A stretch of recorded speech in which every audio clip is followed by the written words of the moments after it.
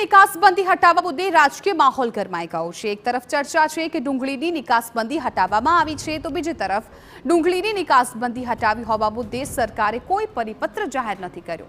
ત્યારે ગુજરાત કિસાન કોંગ્રેસના ચેરમેન પાલ આંબલિયાએ ભાજપ સરકાર પર આકરા પ્રહાર કર્યા અને કહ્યું કે જો નિકાસબંધી હટાવી છે તો સરકાર નોટિફિકેશન જાહેર કરે। સરકારે જાહેર માધ્યમો થકી ખોટી જાહેરાત કરી હોવાના પણ આક્ષેપ કર્યા।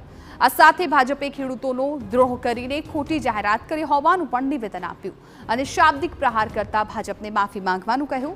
તેમજ ડુંગળીની નિકાસબંધી હટાવવામાં આવી નથી, તે 31 માર્ચ સુધી યથાવત છે તેવું કેન્દ્રીય ગ્રાહક બાબતોના સચિવ રોહિત કુમાર સિંઘેના નિવેદને પણ ટાંક્યું।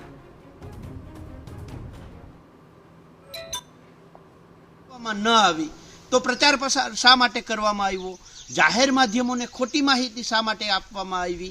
જાહેર માધ્યમોના માધ્યમથી ખેડૂતોને ગુમરાહ કરવાનું ષડયંત્ર ભાજપે શા માટે કર્યું? ખેડૂતોને ગુમરાહ કોણ કરે છે એ આના ઉપરથી બહુ સ્પષ્ટ રીતે સાબિત થાય છે। જાહેર માધ્યમોને ગુમરાહ કરવા બદલ, ખેડૂતોને ખોટી માહિતી આપવા બદલ, ખેડૂતોનો દ્રોહ કરવા બદલ ભાજપ જાહેરમાં માફી માગે, અથવા તો જો નિકાસબંધી હટાવવામાં આવી હોય તો એનો પરિપત્ર, એનું નોટિફિકેશન જાહેર માધ્યમોના માધ્યમથી જાહેર કરે।